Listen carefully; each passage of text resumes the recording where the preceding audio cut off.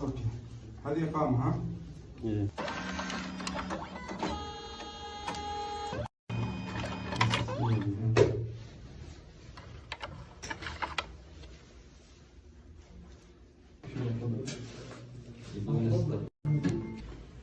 دوريات الشرطة بمدينة الرياض تضبط معمل للتزوير بحي منفوحة يحتوي على عدد كبير من الإقامات ورخص السير وشهادات صحية وبطاقات تأمين طبي وأيضا أجهزة طباعة ولواصق للسمات الأمنية.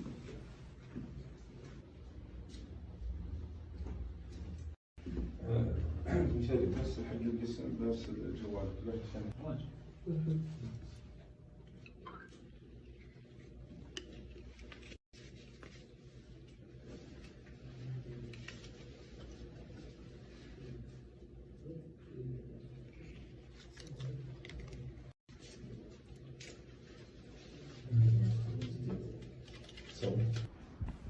يدير المعمل 3 أشخاص من الجنسية الباكستانية جميعهم مخالفين لنظام الإقامة وجاري تحويلهم إلى جهة الاختصاص.